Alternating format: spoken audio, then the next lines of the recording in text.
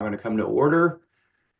We are convened as of 5:30 p.m. and I would respectfully ask everyone attending this meeting to mute yourself unless you are recognized to speak. Please note that the committee meetings of the RTD Board of Directors will be held remotely via Zoom and will be audio and video recorded. The meeting recordings, along with the unofficial minutes of the meetings, will be posted as soon as practicable on the board's website. During today's meeting, we are providing communication access real-time translation, also known as CART. Anyone who would like to access the service should send an email to the RTD board office at rtd.boardoffice@rtd-denver.com, and a link will be provided. Additionally, the CART transcript can be automatically translated into Spanish for anyone who would like access to a live transcript of this meeting in Spanish. A live stream of this meeting is also available via RTD's YouTube page. I would now like to call the roll for the committee members. Director Busick. Here. Director Chandler. Present. Director Nicholson. I am here. Director Pagliari. Present. Director Whitmore. Present. Director Ruscia is absent. I am Director Harwick, and I am here. For the record, I see that we have 6 of 7 directors present, and we also have Chair Bouquet and Director Guzman have also joined us. Right now, I would like to open public comment to anyone who would like to address the committee regarding any topic listed in the published meeting agenda for the current and immediately preceding month. If you wish to speak and have not already done so, please either raise your virtual hand or press *9 on your phone. During this time, the committee will not offer any direct comments or responses. However, if you would like to be contacted regarding your public comment, please email the RTD board at rtd.directors@rtd-denver.com. Jack, do we have any comments at the moment? Vice Chair Harwick, this is Jack Kroll, Executive Manager of the Board Office. At this time, we do not have any individuals present who have raised their hand in desire of providing public comment. And in anticipation of your next question, we did receive one public comment in relation to the topics on your agenda this evening. That is from Sarah Grant, Transportation Manager and Community Development at the City and County of Broomfield. Their letter was directed to Director Banker, but sent to the full board and is in support of the proposed August 2025 service changes. Okay, thank you, Jack. I appreciate that. Okay, we have no external entities report on the agenda for today's meeting. I personally have nothing to share right now other than I'm going on vacation next week. Thank you. And I will not be here for the full board meeting later this month. We have no recommended actions, and there are 2 items for discussion. The first item is for paratransit legacy customers. I would like to ask our General Manager and CEO, Deborah Johnson, and Aaron Vallejo, Acting Deputy Assistant General Manager, bus operations, to present this item. Are there any? Okay, there we go. Thank you very kindly, Vice Chair Harwood. Greetings all. I'm Deborah Johnson, serving as the General Manager and Chief Executive Officer. I want to provide some context relative to this agenda item that we have before you. During the course of the board retreat that took place in March, there are several directors trying to garner an understanding of the paratransit program, but more specifically, we are going to use the term legacy in this instance as it relates to eligible active paratransit customers that were impacted when a decision was made during the height of the pandemic relative to service reductions due to unforeseen circumstances relative to stay-home orders and things of the like. Recognizing the vulnerable population that this critical service provides to a customer segment, a decision was made by the then board relative to a path forward. We wanted to ensure, we being members of my team, in addition to the committee chairs, that individuals were grounded in a path forward and wanted to ensure that we were providing updated information relative to where we stand. Moreover, have had the opportunity to engage with committee member Kathleen Chandler, in addition to committee chair Rusha, on this topic. Hence, that is why we are presenting this item at this juncture. For all intents and purposes, this isn't a recommended action, but more or less seeking direction relative to the full-fledged committee regarding a path forward as stated. So with that context, I will yield the floor to Ms. Vallejos to ground us all in this topic, as she was here during the time in which this was decided, and I was not. So I think she is very well equipped at leading this discussion. Ms. Vallejos, the floor is yours. Thank you, GM CEO Johnson. Again, excuse me, Erin Vallejos, as introduced, Acting Deputy Assistant General Manager of Bus Operations. So it is a short presentation today. We're just going to quickly touch on the paratransit service area. We're going to touch on a definition of what legacy customers was as approved by the board back in 2020. And then we're also going to touch on legacy customers in practice. So this is probably something, the paratransit service area, that you've seen before, but I did think it was an important just grounding for this conversation. Again, for our Access-a-Ride paratransit service area, this is provided, our services for paratransit are provided within 3/4 of a mile of an area along non-commuter fixed route services in alignment with the American with Disabilities Act of 1990. And then the boundaries themselves should be reviewed and updated following each fixed route service deployment. And again, I think this is a map that everyone's familiar with, but just wanted to make sure we were grounded in that idea. So next we will go on to the paratransit legacy customer definition. And if I am speaking too fast, someone let me know. I am trying to be cognizant of keeping it a good pace for the transcriptionist.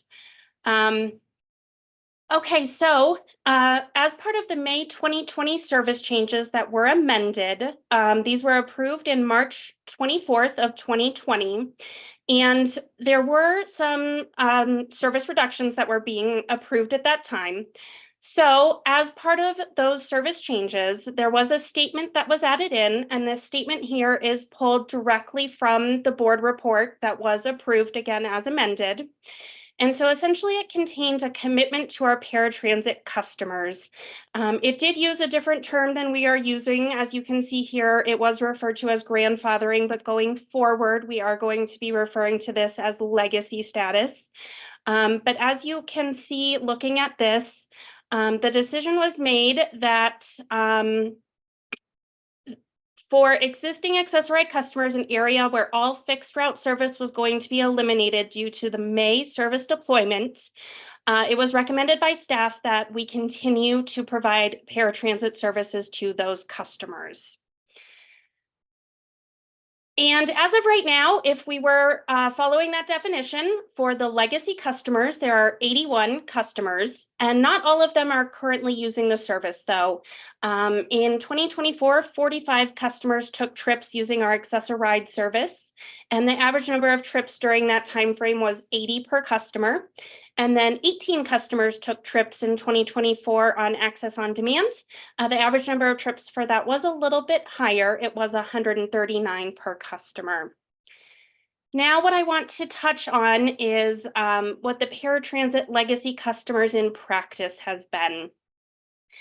And so essentially what's been happening since this was approved for the May 2020 service changes is that the fixed route service boundaries as of January 2020 have continued to be the Access-a-Ride service boundaries. So we haven't limited it specifically to customers, but it has been including the boundaries themselves.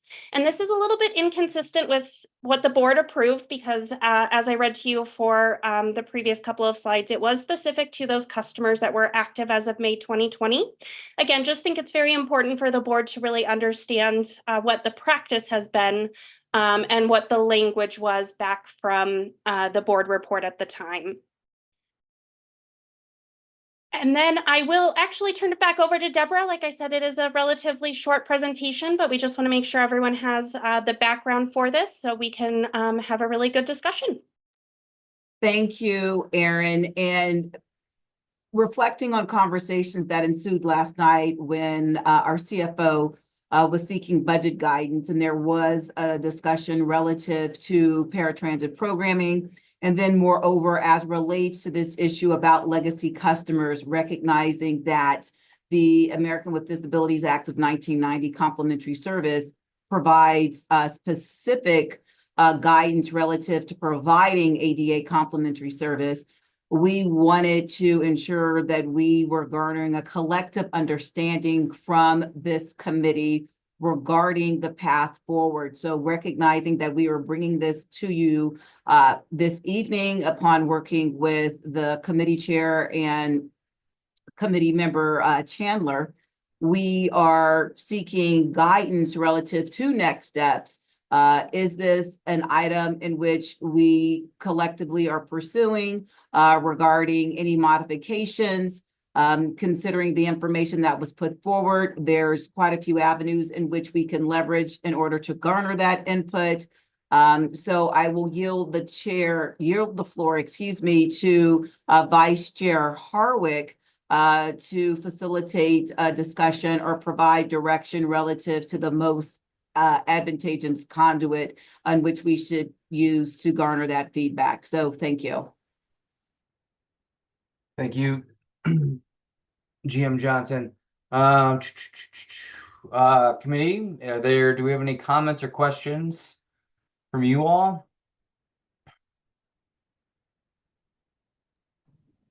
Director Harwick, I see a number of hands raised. Would it be helpful to you to help facilitate those? I got it now. I was just on Okay. the wrong page. Director Busick, I see your hand first. Thanks very much. I've got a question, maybe a couple comments. Can the same legacy argument that applies to a geographic change here be made to a service level and service pricing change to access on demand that is currently under consideration? Can those people say, we're legacy customers, you need to continue to extend to us this ongoing service?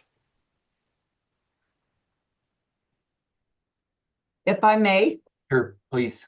Yes, thank you very kindly. Thank you for the question, Chair Busick. So considering that access on demand is a supplemental paratransit service and does not fall within the auspices of the American with Disability Act of 1990, considering it's complementary, I would say that discussion or that discretion is left to you all, because I want to be clear that we could carve out a paratransit program, but it wouldn't fall within the auspices of what the guidance is provided for us as recipients of federal dollars providing fixed route bus services. Got it. Thank you very much. And just a couple comments, if I may, Mr. Please. Chair. So I'm in favor of continuing this legacy carve out with regard to the presentation. So I had a chance to speak with, at length, a former board member who's also an individual with a disability last week. And that person made it abundantly clear to me that these services are really, really critical to individuals with disabilities. And much like the access on demand, when you make changes to the service levels and the service that they've been receiving, the impact on them is greater than you could ever imagine. And I trust that that is true. I didn't experience that, but I trust that's true. So with regard to this issue, and maybe later the other access on demand issue, I'm in favor of continuing this legacy carve out. Thanks.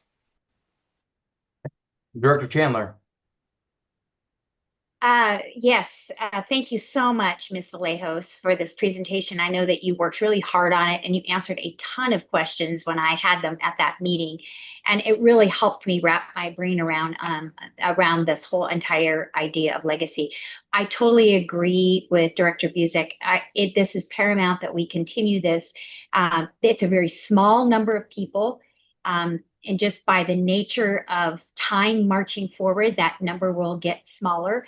I do think right now it is a little bit of a burden for the RTD staff to have to keep track of it, but it will get smaller over time, the number of people having to keep track.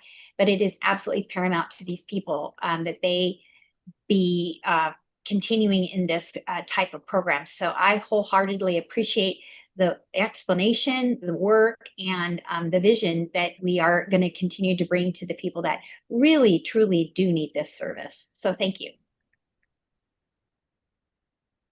Director Nicholson? Thank you. Yeah, so I mean, I to some degree echo what Vince and what Director Busick and Director Chandler said. I do think that there's a value in being able to serve legacy customers, and as we do things like make changes to bus service, it's a reasonable question, should we continue to offer access on demand, for example, to customers within a certain bus shed after we've potentially removed their bus service. And so I think that there are a number of different types of legacy service conversations that, to Vince's point, this touches on. I'm not in favor of an endless commitment.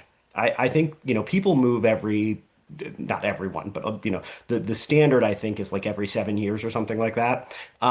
So I mean, I would rather us put in place a cap of 10 years, for example, and that way we can say to people, look, this is how long we're maintaining this for. And then eventually you do have to, either relocate or, whatever. But, there is a point, I think, that it makes sense not to be, keeping somebody on for 25 years running, a service like that, because it reduces our flexibility and it reduces our ability and it creates additional burdens on staff time for admittedly a very small population, but I think that there are limits to that. So that's where I would come down is put a marker on it, but not like tomorrow. I'm going to send you a letter, Director Nicholson, that you have to move in 10 years. Okay, I typically move more frequently than that, but yes, that's fair. I see Director Chandler, Director Whitmore. Director Chandler, go ahead. I'm sorry, I have a quick question. I thought that we had decided the legacy status only applied if they lived at the same address. So that would actually kind of negate what Director Nicholson was saying. If the person moves, then they've chosen to go out of that area. It only applies if they're at the same, unless I'm misunderstanding. So I would appreciate a clarification on that. GMCEO Johnson? Yes, thank you very much. Thank you, Director Chandler. When we met, we had that discussion, hence we decided that we would bring forward guidance. So this is the discussion, not a recommended action. And so recognizing what you said, that is something at the end of this, we can consolidate the comments and we can bring back a recommended action or perhaps provide options. So I do recall you saying that, and that was spot on. But as we move forward, we will see collectively what we decide. But thank you. Director Whitmore? Thank you, Mr. Chair. Just wanted to say that I'm in full agreement of what Director Busick said, and I truly appreciate both the comments from Director Nicholson and Director Chandler, and really appreciate her last question and comment that I think gets us maybe down the road to a point or at least a thought for our staff to add into their recommendation for later this summer. So thank you. Director Nicholson? Yeah, so just to clarify, yes, obviously talking about only the people who were on the list back in 2020 as your sort of starting point, but then saying to folks, look, we are going to phase this out in 2030. This is not a forever and a day promise. This is a up till this point, and giving people enough notice and enough, 5 years is a long time. But I just think that you should never keep any legacy program around forever. I'm not a fan of that kind of thinking generally. So that's where I come down on this one. But yeah. Director Whitmore, I still see your hand up. Do you have a follow-up? My bad. I will put it down. Thanks.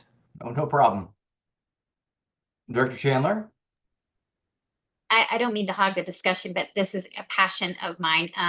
Actually, I kind of disagree with that, Director Nicholson. I would say that these people, everyone, eventually will pass on. I mean, so let's be realistic. So this isn't something, and there's such a small number. Why not let them allow them to have this until they've moved on to the next opportunity?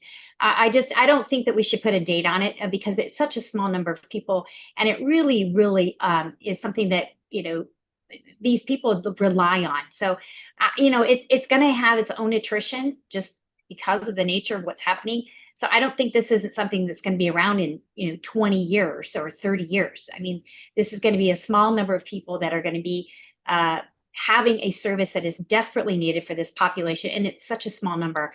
I would respectfully ask that we just allow this to just naturally attrition out.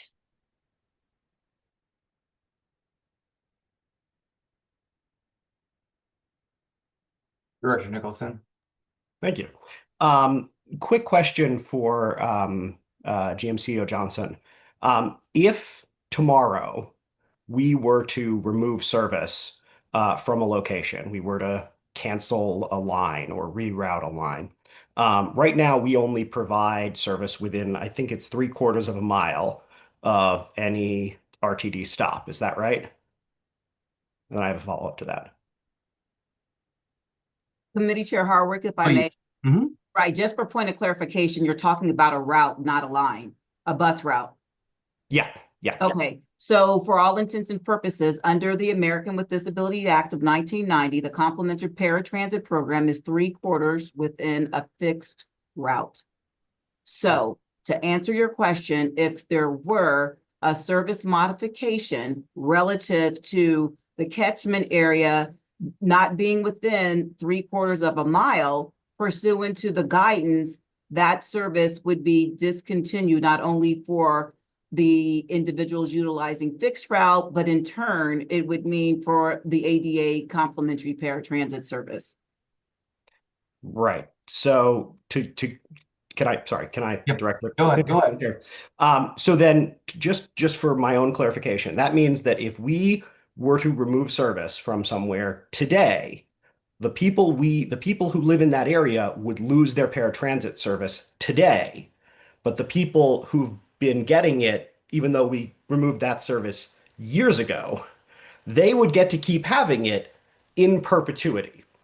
So I guess my question is, how is that fair to the people who we would remove service from tomorrow to say to them, you don't get any extension. We cut your service, it's gone.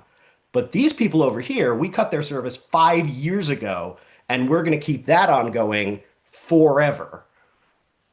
That's my question, respectfully, for Director Chandler.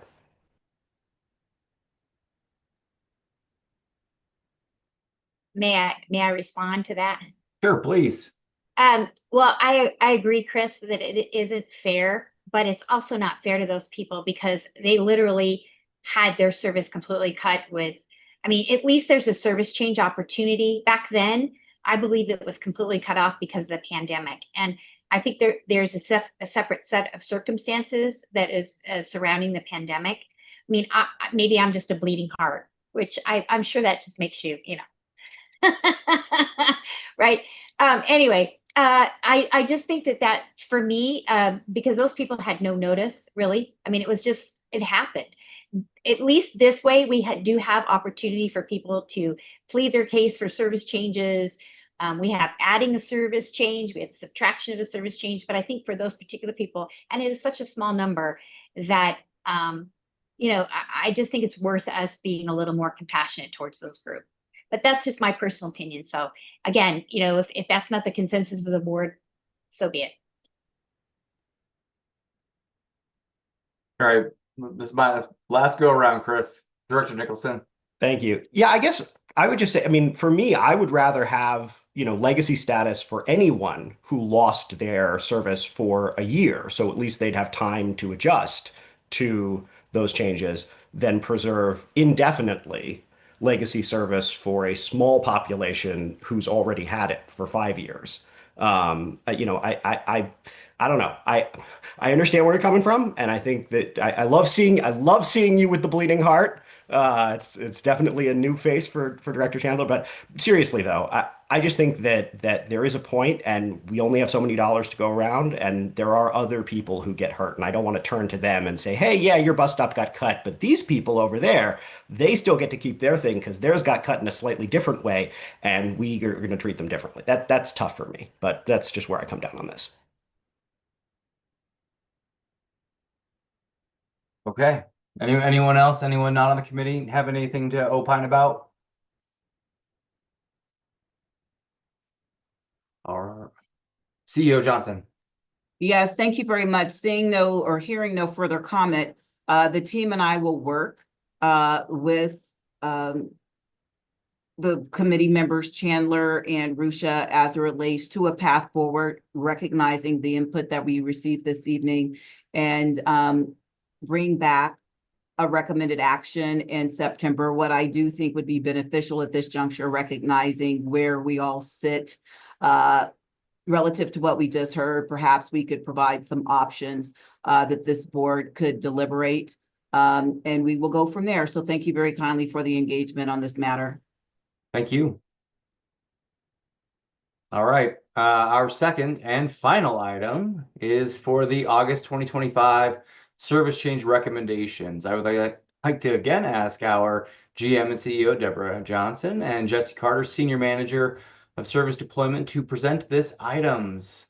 Yes, thank you very kindly, Vice Chair Harwick. So we all know Jesse Carter, our Senior Manager of Service Development, and recognizing that this agency on a tri-annual basis has 3 service changes. It seems as if we're always in that mode to modify and enhance service continuously.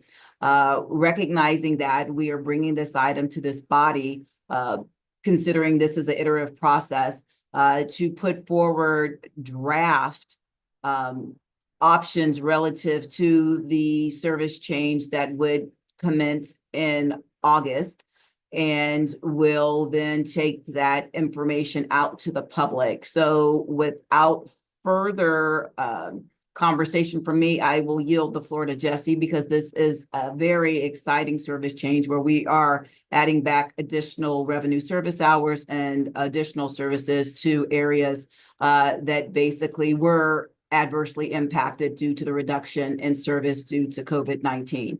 And with that, Jesse, Mr. Carter, the floor is yours. Thank you, GM CEO Johnson. These recommendations for August is somewhat typical of what we do around this time of year, looking toward the fall session with schools going back into session and other seasonal entities going back into the swing of things. We are looking to make changes that involve implementation of more SOP items, which is something the team is very excited about. Necessary rail reconstruction efforts, and this go around it is the CalMath Rail Reconstruction Project, and improving system performance and reliability through schedule adjustments on both rail and bus. I want to talk about a little bit of the more notable changes, some of the ones that we're really excited about. They include the extension of the Route 6 to Aurora Community College, which is something that has been requested for quite some time now, and we're happy to finally be able to do that. Also, we have the reconfiguration of service on South Federal Boulevard, which is an SOP change and something that we think will have a high impact as far as ridership. We also have the extension or increase in service frequency on the Route 135 out to Southlands from the 9 Mile, well, actually Smoky Hill and Piccadilly Park and Ride. Also, we have the increase in service on the FF2, the reintroduction of the FF4, and also the reintroduction of the LX2, providing service from Longmont to Denver. I will say that in the board paper, there was a recommendation for the SOP related change on Route 38. We are having some, we continue to do analysis on things as we move forward through the process. And there is an issue with the terminal on the Route 34 at 30th and Downing that we have to explore a little bit further. So that is probably, that will probably be delayed until the next run board as far as the recommendation goes. With that, I want to say that our public process will move forward with a meetings being offered on June 16th at noon and 5:30, and then an Ask Service Planner opportunity, which occurs on June 17th at 5:30 to 6:30 p.m. With that, I will turn it back to GM and CEO Deborah Johnson. Thank you, Mr. Carter. Just for clarity, while there was some language that was used, i.e. terminals, that's critically important as we talk about where operators may end their runs and then more so can make relief and then use the facilities as well. So that's critically important, recognizing individuals being in their mobile offices and needing to have a break is captured in various aspects of our collective bargaining agreement, and that everybody's entitled to have some break periods. And more so speaking about Route 38, quite naturally, as we have had discussions, recognizing that RTD doesn't have auspices over all arterials and infrastructure and things and the like, we have to work with jurisdictions to ensure that we have adequate amenities relative to delivering transit services, including, adequate stop areas, bus pads, and things of the like. So just wanted to provide a little more context relative to some of those elements that we are working in tandem with our jurisdictional partners on. So thank you for that. You're welcome. So with that, Committee Chair Harwick, I'll yield the floor to you. Do we have any questions? I see Director Chandler. I want to say thank you very much, Mr. Carter, for getting the 135 over in Smoky Hill up to every half hour. That is a huge opportunity for my community. Smoky Hill is actually the southern boundary of my district, but I use Smoky Hill all the time, so that's going to really help that corridor to have that now at a much better frequency. So thank you. Oh, thank you for the comment. Director Nicholson. Thank you. Mr. Carter, I was wondering if you could speak to, so one of the changes obviously is the removal of the H from downtown for a time in order to do the maintenance, which, as someone who lives a block away from that line, I understand and appreciate why we're doing it. Obviously, that means that line no longer has a connection to my apologies on my camera there. That line no longer has a connection to the airport the way that it's being direct connection because it's not going into downtown and it's not going to Peoria.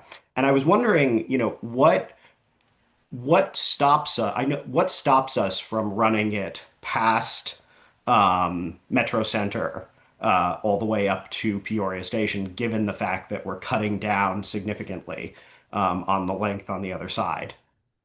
Director Nicholson, it's an excellent question. And rather than use the term what stops us, I'd say we have challenges and we have opportunities. And what doing that would water down our opportunity to make sure that our services are as reliable as possible. You noted that the route is actually shorter, and because of that, we have more operator resources to dedicate towards doing pullback activities and keeping our services on time. We do have challenges at DUS. It's a station that's designed for basically the W and the E line to go into it at 15-minute intervals.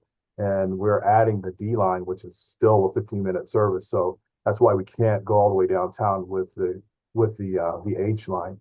That said, there are opportunities where where the H and the R line overlap one another to where someone can use the R line in the stead of the G line for direct access to the airport. So I think when we looked at that, we considered a number of different things. And as you also already know, we have considered other patterns for the H line, which include going all the way up to Peoria Station, but those were considered in replacement of the R line. So at this point, we're looking at the best way to provide or maintain current service levels and providing the most reliable service that we can provide. That's why we chose to basically reduce the length of the H line, if that answers your question. Go ahead, Director Nicholson. just a quick follow-up to that. Are we at capacity for that final segment from Metro Center up to Peoria?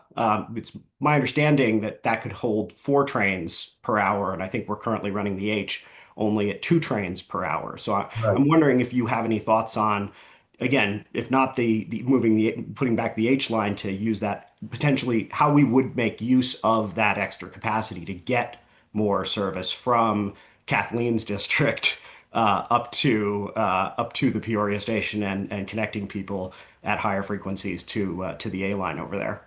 Sure. I'm sorry, Chair Harwick. Please go ahead. Harwick, if I can respond. Please go. Okay. So with that, the additional the line going north to Peoria does have the capacity to operate additional services. As you already know, the R line was at one point in time operated at every 15 minutes. So that was 4 trains per hour. So adding an additional 2 to 4 is possible, but a bigger question would be for me is looking at ridership patterns and looking at the level of ridership currently seen on the R line and in the past seen on the R line, and whether or not it's a viable solution and whether or not it's the best way to expend the workforce resource in doing that, rather than again having enough capacity to react to the need to pull back or add additional operators to recover our system. Director Nicholson? Yeah, I would just say I appreciate the explanation. Also, just thank you so much for bringing back the LX, as we've talked about 6 or 7 times, and for improving the FF2. I've only been to Longmont about twice in my life because of the difficulty of connection. This is a significant. This is great, and also the 6. It'll be nice to get out that farther into Aurora. So the service changes overall are awesome. Thank you. Director Guzman, I see you, but I'll see CEO Johnson. I'm going to call her first and you second. Thank you very kindly for this opportunity. And I just want to iterate, Mr. Carter does a yeoman's job, but I'm going to take privilege right now and say that it's been a collective effort as one RTD, because we are a people-intensive organization, and we have had tremendous success as it relates to recruitment, retaining, and having a laser-like focus. I know a comment was made about maintenance. We are doing more than maintenance. We're trying to ensure that our system is in a state of good repair. This is an asset renewal, so we can capitalize on the investment the taxpayers have made for future generations. And so I do just want to state that, because maintenance is one thing. This is a full-fledged rail reconstruction that we are doing for the sustainability of our network. And I know Mr. Jensen has come on camera, and I wanted to ensure, as our modal lead of rail, that he had an opportunity if he wanted to provide some more context relative to what we're doing, because discussions had about trains, and I'm not certain, I was a little confused if we were talking about the number of cars on a train, or are we talking about consist? So I think it's best that I yield the floor to Mr. Jensen. Thank you very much, Committee Chair Harwick, for allowing me to do so. Mr. Jensen, the floor is yours. Thank you very much. I am Dave Jensen, Assistant General Manager of Rail Operations, and I did come on camera to support Mr. Carter, who admirably explained everything better than I could as it related to schedule. I would add that we looked extensively at what the best case scenarios would be. We made a commitment. It is our deep desire to not reduce our headway pattern. We want to provide the most amount of service with the greatest likelihood of success. And when we did the evaluation of our capacity at Union Station, we're talking about the difference between, if we ran all train lines to Union Station, we're talking about 16 trains an hour, which gives the trains about 3.75 minutes to turn, which the reality of that is the train has to enter the station. Everybody has to deboard. We have to bring it into the tail track. We have to pull it out of the tail track. We have to get an operator on board, and that's just too tight. We couldn't be confident that we would have a high level of success. But by reducing the number of trains in the Union Station, by running three lines into there, that's 12 trains an hour, giving us 5 minutes, and we think that's very doable. So that analysis started to drive what were the decisions necessary for us to be able to make sure that we could run the highest level frequency and the highest level reliability. And so that's why we came up with this. Where the locations are that we can turn trains back vary depending on where the interlockings are, where we can turn trains back around. And Southmore is the best location for us to be able to do that effectively. To Ms. Johnson's point, however, there are a lot of factors that come into play that go beyond just the scheduling of it and the operators. There is a lot of work that needs to be done. That work continues to go on. It's ongoing now. So just because speed restrictions have been lifted doesn't mean the maintenance of way crew in the evenings have stopped work. They're working every single night. And so we do want to be able to maximize their time out in the field so that we can minimize the number of disruptions that we ultimately have. And that a lot of that was the thinking that went into the decisions that we made. Thank you, Mr. Jensen. Director Nicholson, I see your hand still up. I don't know if it's still intentionally still up or accidentally. It is, but let Director Guzman go first. He's been waiting. Thank you. That was my plan. Director Guzman, you're muted. Thank you. I have a couple of questions about specific routes, but a real basic one to start off with. There's 3 different service classes listed here: Core, Community, and Connect. Can you quickly define the difference between those for me? Chair, if I may. Please. Okay, so you're referring to in the SOP, the new classifications for service, core, connect, commute, and community. Okay, so each of those have some levels of service assigned to it. For example, and I don't have them all memorized yet, so please forgive me for that. I think when we look at our core, we're looking at service frequency of no less than every 15 minutes. We're looking at spans of service of about 18 hours. We're looking at connect. We go back to policy type headway frequencies, which can go as wide as 30-minute, but we're looking at service spans of, I want to say, 14 hours. And then when we look at commute, those are more relatable to regional/express type of services that operate primarily in a peak direction. So those are allowed to be expressed differently as far as span and assigned to more specialized time frames or service spans assigned to time frames. And when we look at community is looked at as, and it's stated as being somewhat specialized and tailor fit to a given community. But we do need to do a little more work on explaining exactly what that means, because it's a bit ambiguous. And if I were to give you an example of 2 routes that are in the community category, community could contain everything from the 16th Street free ride, formerly known as the 16th Street Mall Shuttle, to a route like the 402 out in Highlands Ranch, which runs along Santa Fe Boulevard. So those are very different in the nature of communities that they actually serve and have dissimilar performance expectations. But right now, at this point, the community category contains those 2 routes. I did want to specify that difference that's still out there at this point. Thank you. Mr. Chair, may I? Please. All right. The 31, you've got a couple of different things going on with that. So on the north end, it doesn't look like it's changing much, but it looks like it's going to overlap with the 30 once it gets down south past Decatur to get into the south end. Is that correct? That's correct, Director Guzman. And one of the things I should point out right away with the 31, there's an unusual pattern that's kind of a hangover from time long past, where 31 on Sunday only has a 15-minute service, and we're replacing basically the moniker and moving that service under the 30. So you'll see it disappear from the 31, but those trips will be available on the Route 30. Okay. Then I also have a question about the 38, which runs through a pretty heavy business corridor in my end of town. And so I just want to make sure I understand it, because there's a lot happening up here. it says here that it's going to terminate eastbound trips of 38 at 30th and Downing and reintroduce the 34 through Bruce Randolph, which is awesome. So that means that this is just going to stay on the west side of town. Is that correct? Yes, so Director Guzman, we're going back, what we were attempting to do, and I'm not sure that we're going to be able to do it because we have to address some ADA accessibility issues, Mhm. 30th and Downing. What we're attempting to do, and as it's stated in the SOP, the 34 would return, but it's basically, it was built out of the eastern part of the former Route 38.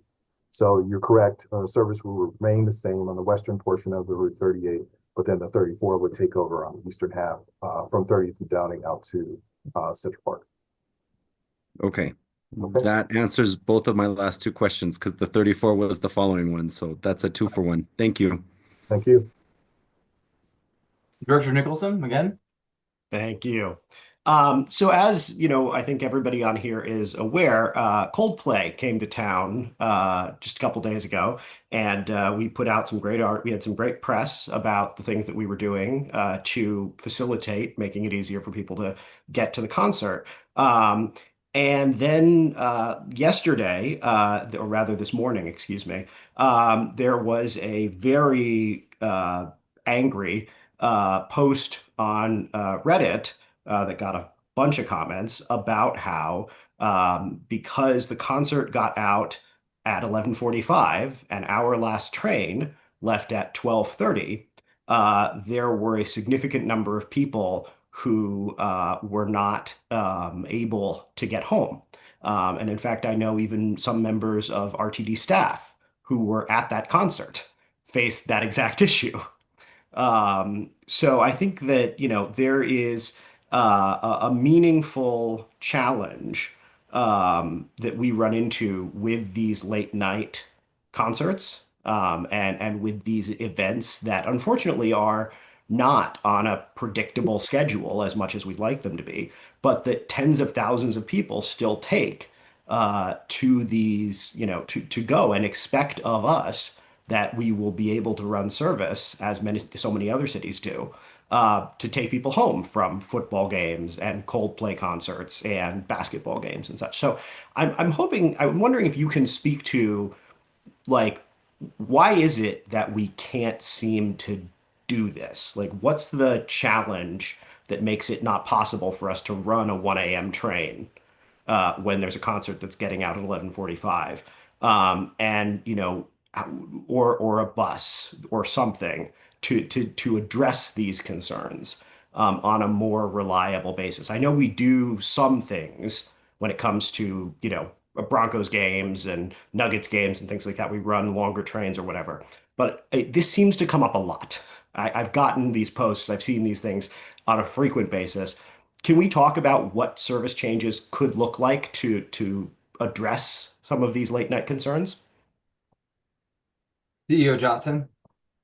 Yes, thank you. I'll start and I'll yield the floor to the team. So there's a couple of things I just want to ground this in. Comments that you made, Director Nicholson, about what other cities do. There's a myriad of different things that other cities do, but when you think about the operating environment, we want to ensure that we are providing the best services that we can.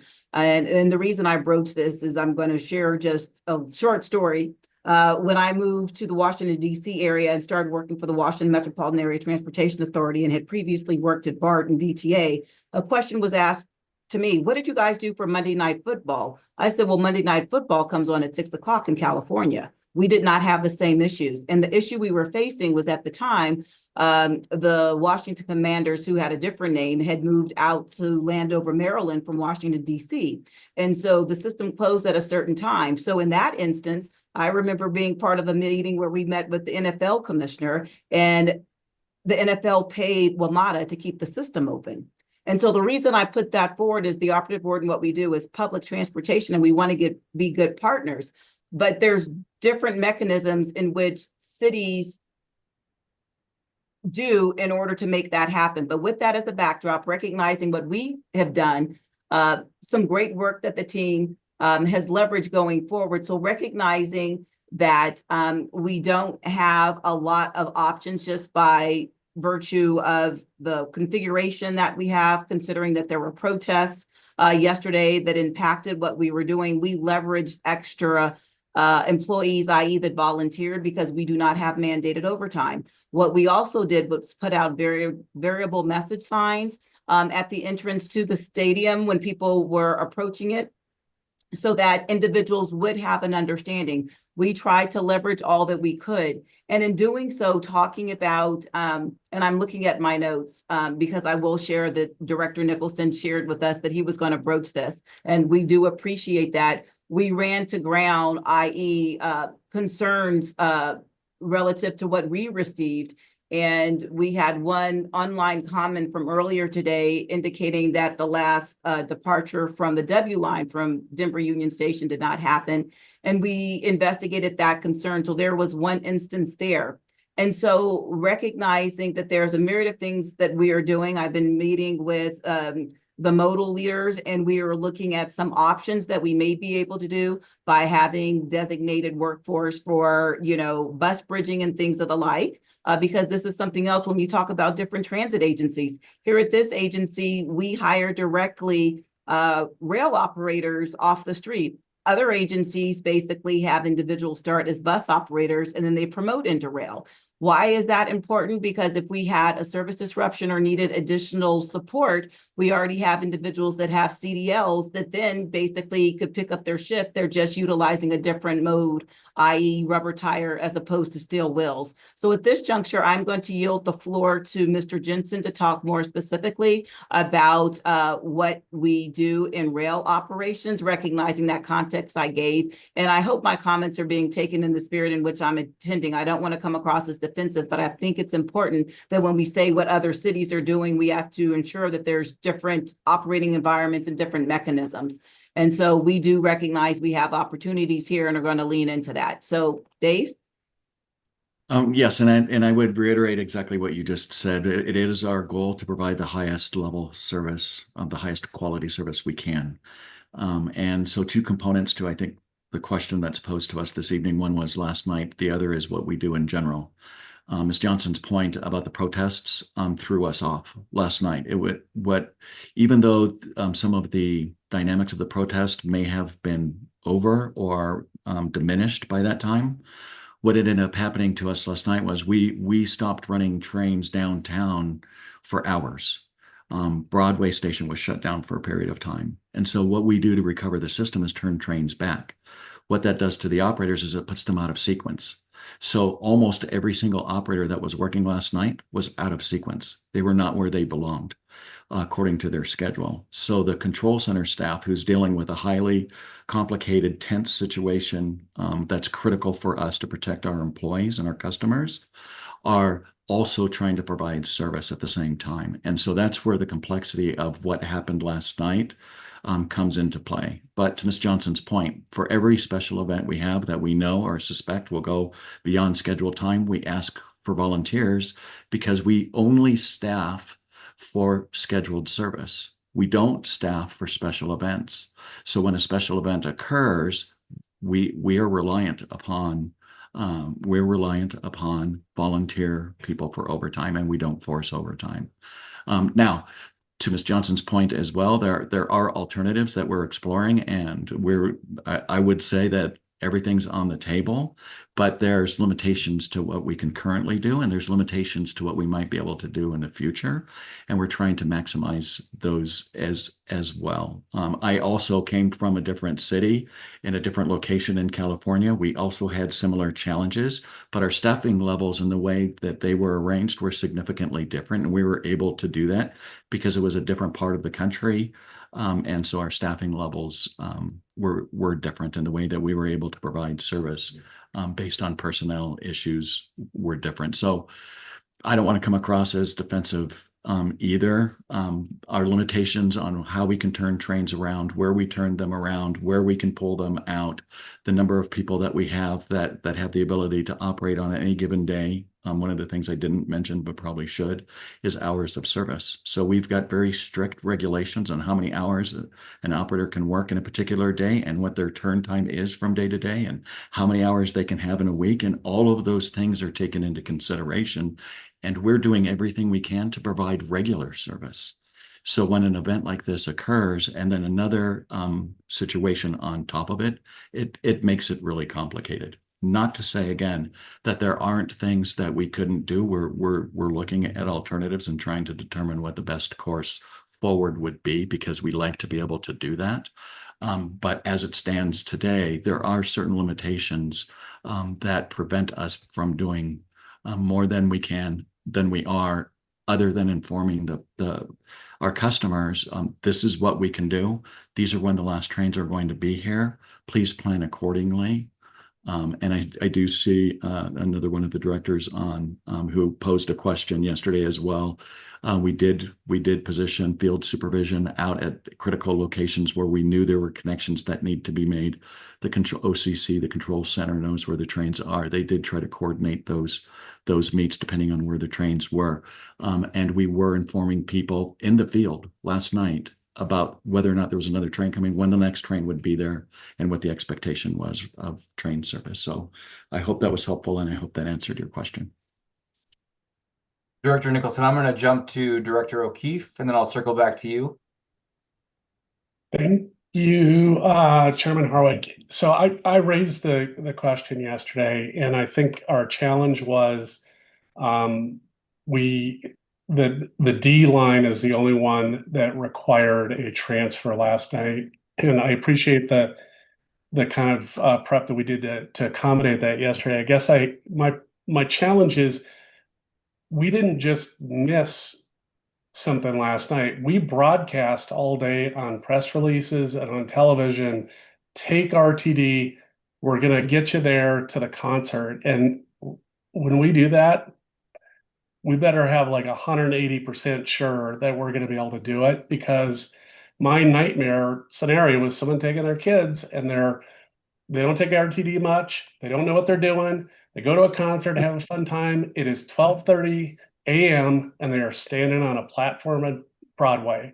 We're assuming that they can afford to take an Uber home, and that their car isn't, at a station. And so I get it that things happened yesterday. I think the protest had kind of tamped down by early evening. We had 5 hours to broadcast out on Twitter channels. I couldn't find any evidence of that. We should have put signs up we should have called, in my opinion, we should have called Empower Field and asked them to broadcast on the way out the door, hey, trains aren't running. Normally, check your ride. So it's a 90,000 person concert last night. This isn't a major event. This is a mega event. And I guess my biggest problem is I am trying to get people to fall in love with this again. And we have one chance to make a first impression again. And all of those incidental riders last night, I couldn't get them back on an RTD train, I bet, for anything. And so if we broadcast it, we should only broadcast it if we are 100% sure we can do it. And that's my problem. I know stuff happens. I couldn't find any evidence. Maybe we did, besides having people out on the platforms talking to people. But this was a mega event that we told people to take RTD to. So we should have spent every effort to try to set that straight. And that's my challenge with this. We need the suburban folks to support RTD, the taxpayers that never ride it for anything else. This model doesn't work if those people don't give us their tax dollars and aren't going to vote for when we ask in the future. And so that's just my challenge. It is, I get the protests were a problem, and I'm not upset at the inability to handle the chaos, but the challenge I have is we asked people to take it and trust us, and we lost the opportunity. So thank you. CEO Johnson, and then Mr. Jensen. Yes, thank you. And thank you very much for that. Director O'Keefe. We hear you. It hasn't fallen upon deaf ears. And I just want to acknowledge that because yes, it's critically important. We say we're going to take you there. We're going to get you home. So this is an area of opportunity. And it's about ensuring that we can provide service to all, customers, whether discretionary or those that are reliant. And I hear you. So I just wanted to acknowledge that on the record. Thank you. Thank you both. Director Nicholson. Thank you. So first I want to say, I really appreciate this. I go on Reddit whenever there's a post like this and I try to answer the best that I can. And I say a lot of what you just said. I'm not trying to be defensive, but here's what I know. And so whenever you guys come to me and give me more information, it makes it easier for me to go on behalf of the agents, not on behalf of the agency, but to give the public the best explanation that I can. And people tend to understand that, this is hard. I think there are really two things that I'd really like, going forward from this. The first is, my favorite technology company, Cloudflare, which hosts a lot of the back end of a lot of websites. Whenever they have an incident, they write an after action report that goes into great detail about why it happened, what specifically went down, and what they're going to do to remedy it.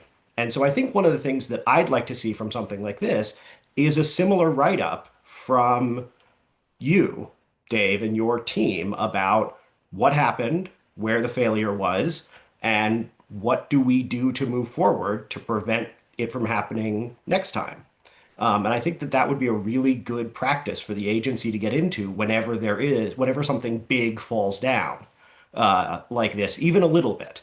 The second thing is I think that it is on us in some ways to be willing to set policy when it comes to special events and to say, okay, these are the trade-offs that we want to make as a board. These are the choices.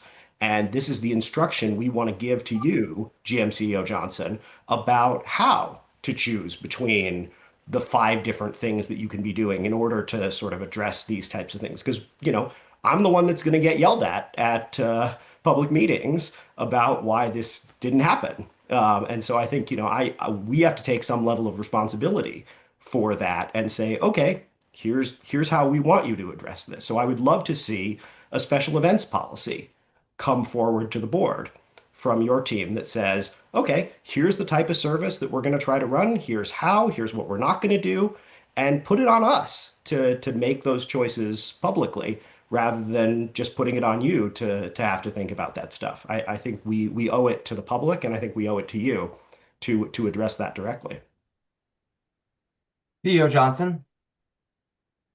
Yes, thank you. And I appreciate the comments, Secretary Nicholson. I'd be remiss relative to giving Dave a direction about what he should be doing. I want you all to understand that this is collective and we operate from a one RTD approach. And I can't sit here affirmatively and say that the team is already working in conjunction on an after action report as we go forward, because it'll be deliberate and be intentional relative to what it is, because not one person can deliver service in this agency alone, including me. And so I want to ensure that everybody is cognizant of that as we move forward, recognizing policies that come to the board. We can have a further discussion. I know that is what you desire, but collectively as relates to service delivery, this is something that we are taking up next month as relates to service standards and how we deliver service. So I would be remiss if I did not share that in this forum. So thank you very kindly. I do think we're aligned, but I just want to be clear in reference to the direction, in reference to staff and what they should be doing, that I would appreciate having that opportunity in reference to the role that I have here.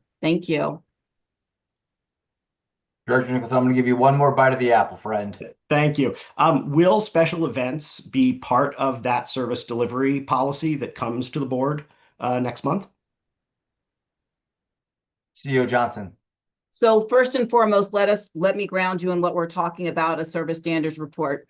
As I have been working with the vice chair of this committee and the committee of the chair, in addition to my modal staff, keeping in mind that service standards and things of the like spawn out of a comprehensive operational analysis. What we have agreed to do as we go forward is look at what we have, because there's been some elements that aren't inclusive. To the point that you asked, that will be something that will be incorporated in, but we have to be intentional relative to where we currently sit, because we haven't done a comprehensive operational analysis. Because not only are we talking about special service, first we have to understand our stop spacing policy. What does that mean relative to bus bunching and things of the like? So there's different segments there. And so it's incumbent upon me to ensure that we're working from a one RTD approach and it's comprehensive. So long story short, for all intents and purposes, yes, it should be there. But at this iteration, recognizing we were working with the committee chair that wanted us to put something forward, we agreed that this is an iterative step. And then when we do a COA, we're going to build upon that on a triennial basis. And Vice Chair Harwick is nodding because he was privy to that discussion. So thank you for the opportunity to share that information. Okay, Director Nicholson, make it a nibble. No, I was giving a thumbs up. Thank you very much, CEO Johnson. Good nibble. Director Guzman. Thank you, Chair Harwick. So I was downtown last night. I finished hosting the finance and planning meeting and went to go find my bus and realized something was not right, because the buses that I waited for didn't show up and they were out of whack, and that's okay. And there was no problem. But at the time that I left the building, the protests were interrupting the services. And so I went to the MyRide app. I looked at different options to get home, and I got home safely. But I did end up having to take a commuter rail from Union Station, which is not my preferred method because I have to walk a bit farther at that time of night. And it was fine, right? The G left right on time and got me right where I needed to be. So I think part of this also is, I respect everybody's opinion on this. And I do understand the nerves around large events and being able to make a promise and keep a promise. The other part of it is we have to be really comfortable using our system. And I have to give a shout out to the agency because there was no panic to interrupting service. There was no crisis level communication that caused a big stir in the community that, there was something that wrong that would cause it. It was simply trying to keep equipment and employees safe and the public well informed as best we could.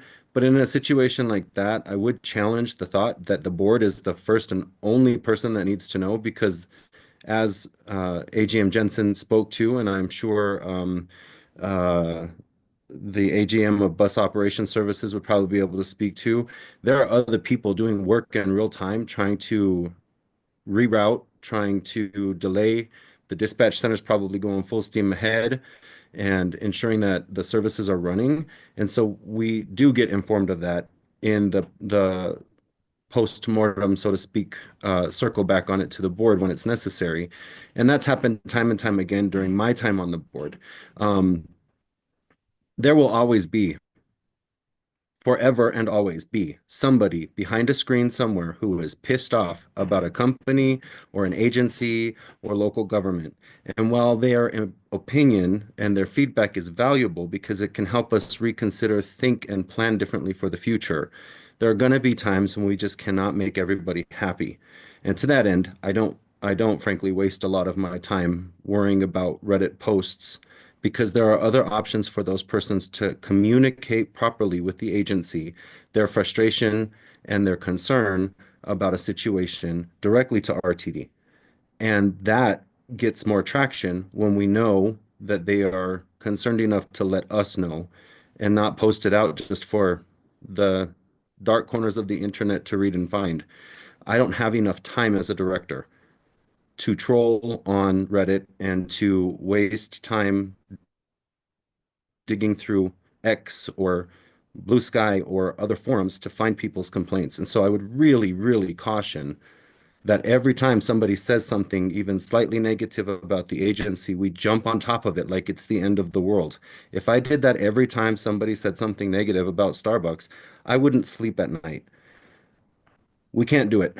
Just reality. And our public outreach team cannot do that. It's just reality. And some of them are not even worth responding to, because it's just over and over again, no matter what we do, it's going to be negative. To that end, let's take the good from this. We were able to keep people safe. We were able to move people. I was one of the people that got moved last night safely and soundly to my destination. I just had to figure out how to get somewhere to be able to enjoy that ride. And it was clean and it was safe. Fares were being checked. Everybody was happy leaving the Rockies game at that point. I rode home with protesters on that train, wrapped in the Mexican flag, wrapped in other, you know, items that they used with protest, and everybody was really cool and tranquil and respecting our ride, which is what we want at the end of the day. So I'm gonna leave that there, but I do have to say, uh, to the whole team, thank you first of all for doing your job well, and thank you for letting us know when it's appropriate. But I also don't expect to be the first one to know because that's not my job. That's frankly what we have hired our general manager CEO for, and what she has hired all of you for, and you handled it. So I just want to give you that kudos. Thanks. Director Nicholson, I see your hand up. Yes. Can I respond a little bit to what Mr. Guzman said about me, what I've been up to, Reddit and such? Director. Thank you. I can't speak to what other directors want to do, have time to do. I'll just say that, I believe it's really important to go and respond to the public when they're talking about us, whether that's in a news article, an op-ed, a letter to the editor, a Reddit post, an email. I take that responsibility really seriously. I read all my email from constituents. I answer it all. I try to do it promptly. And I go on Reddit because that's where people are talking about us. And I've heard from dozens of constituents that that's the main way they see something about what RTD is doing. So you may think of it as the dark corner of the internet, but if that's where people are talking about us and that's where they want to get their news from, then I'm happy to be there. I'm happy to do it. Don't need anybody else to. But I've been a Redditor for a long time, and I think it's worthwhile. So, I think that we're going to make mistakes. We're going to have good days. We're going to have bad days, and we should be bragging about the good days whenever we can, and we should be honestly responding and speaking publicly on the bad days where we can. And I think that that's the best approach we can take to try and build trust in this agency in the moments when things go well and in the moments when they don't, exactly as Director O'Keefe talked about. Thank you. Thank you. I'm gonna wrap that discussion up right there. I actually have a question here for Mr. Carter. I'd like to circle back to where we all started from. Route 76 is listed in here, and that's in my part of that is in my area, and I've gotten a few issues, or specifically on the weekend around its connection to the 52. I'm curious if this update might somehow help allow people to better make that connection. Committee Chair Harwick, I think I have spoken to my staff about that particular incident where Route 52 is leaving as Route 76 is arriving. That's correct. That can be addressed in a couple different ways, and what I've advised is perhaps where there is a close connect, to look at the overall schedule. It is very difficult to make every single connection that's possible on a given route, especially a route as long as a Route 76, which For is sure. the longest ones. Yeah.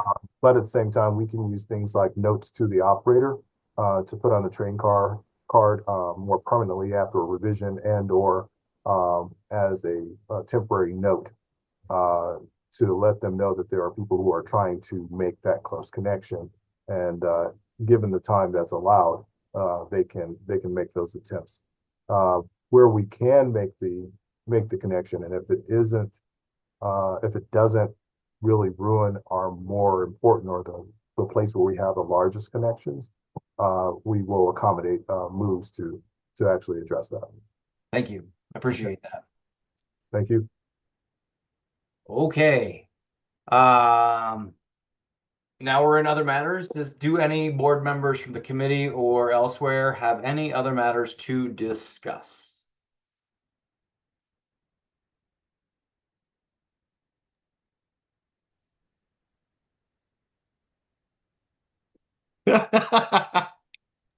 Of course. Okay.